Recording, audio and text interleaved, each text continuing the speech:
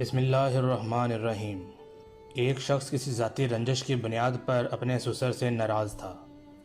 جب وہ کاروباری سلسلے میں شہر سے باہر جانے لگا تو اس نے اپنی بیوی پر پابندی عائد کرتے ہوئے کہا کہ اگر تو میری غیر موجودگی میں اپنے باپ کے گھر گئی تو تجھے 3 طلاقیں ہیں۔ یہ کہہ کر وہ گھر سے شہر کی طرف چلا گیا۔ بیوی اپنے شوہر کی ہدایت پر سختی سے عمل کرتی رہی۔ اسی دوران عورت کا باپ شدید بیمار ہو گیا۔ گھر والوں نے اسے اطلاع دی، مگر وہ شوہر کے حکم کی وجہ سے مجبور تھی، لہذا اس نے جانے سے انکار کر دیا، یہاں تک کہ اس کے باپ کا آخری وقت آ پہنچا۔ ماں نے پیغام پہنچایا، اس کے بھائیوں نے اصرار کیا، لیکن وہ اپنے مکان کی 4 دیواری سے باہر نہیں نکلی۔ پھر کچھ دن بعد اسے اطلاع ملی کہ باپ دنیا سے کوچ کر گیا ہے۔ اس نے یہ صدمہ بھی برداشت کرنے کی کوشش کی، لیکن بہرحال ایک کمزور دل عورت تھی، جذبات پر قابو نہ رکھ سکی اور باپ کی میت کا آخری دیدار کرنے کے لیے گھر سے نکل کھڑی ہوئی۔ دفن میں شرکت کی اور پھر فوراً ہی واپس آ گئی۔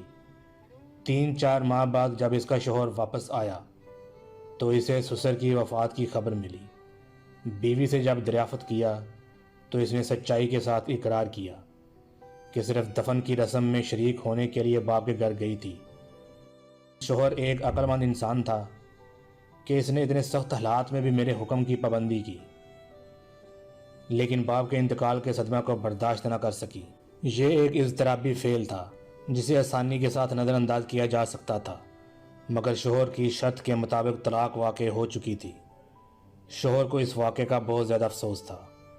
اس کے وہم و گمان میں بھی نہیں تھا کہ اس کے گھر سے جاتے ہی حادثاتی طور پر اس کے سسر کا انتقال ہو جائے گا۔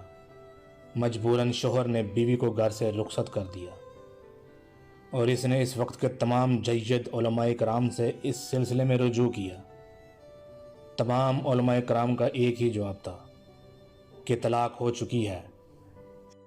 شرط کے ٹوٹتے ہی طلاق کا واقع ہو جانا ایک فطری عمل ہے۔ وہ بیوی کو چھوڑنا نہیں چاہتا تھا اور شریعت اسے ازدواجی تعلقات قائم کرنے کی اجازت نہیں دے رہی تھی۔ بظاہر اس پیچیدہ مسئلے کا حل نظر نہیں آ رہا تھا۔ آخر ایک دن اسے کسی نے مشورہ دیا کہ وہ اپنا مسئلہ امام اعظم ابو حنیفہ کی بارگاہ میں بیان کرے، لیکن اسے بھی یہاں اپنے مسئلے کی حل کی کوئی امید نہ تھی۔ لیکن لاچار پھر بھی امام ابو حنیفہ کی بارگاہ میں پہنچ گیا اور اپنا مسئلہ بیان کیا۔ چند لمحوں کی خاموشی کے بعد امام اعظم رحمۃ اللہ علیہ نے فرمایا، طلاق واقع نہیں ہوئی، وہ اب بھی تمہاری بیوی ہے اور کسی کفارے کے بغیر تم اس سے ازدواجی تعلق قائم رکھ سکتے ہو۔ یہ فتویٰ سنتا ہی اس شخص کی خوشی ناقابل بیان تھی۔ وہ امام اعظم کے علم و حکمت کی تعریفیں کرتا ہوا رخصت ہو گیا۔ پھر چند ہی دنوں میں یہ بات ہر چند خاص و عام میں پھیل گئی کہ جس مسئلے کا حل تلاش کرنے میں تمام علماء ناکام رہے، اسے امام ابو حنیفہ رحمۃ اللہ علیہ نے آسانی سے حل کر دیا۔ ایک مرتبہ پھر یہ بات مشہور ہو گئی کہ امام ابو حنیفہ رحمۃ اللہ علیہ اپنے قیاس کی بنیاد پر غلط فیصلے دیتے ہیں۔ جب بعض علماء کرام نے حضرت امام ابو حنیفہ رحمۃ اللہ علیہ سے اس مسئلے میں وضاحت طلب کی تو آپ نے نہایت عاجزی و انکساری کا مظاہرہ کرتے ہوئے فرمایا کہ موت کے فوراً بعد ہی انسان کا دنیا سے تعلق ختم ہو جاتا ہے، یہاں تک کہ اپنی دولت اور جائیداد پر بھی اس کا کوئی حق باقی نہیں رہتا۔ جب وہ عورت شوہر کی نافرمانی کرتے ہوئے اپنے باپ کے گھر گئی تو در حقیقت وہ مکان اس کے باپ کی ملکیت نہیں رہا تھا۔ انتقال کے بعد وہ خود ہی وراثت میں ایک قانونی حصہ دار تھی۔ نتیجتاً اس نے اپنے باپ کے گھر میں نہیں بلکہ اپنے گھر میں قدم رکھا تھا۔ اس طرح عورت کے فعل پر شوہر کی عائد کردہ شرط کا اطلاق نہیں ہوگا اور نکاح ہر صورت میں برقرار رہے گا۔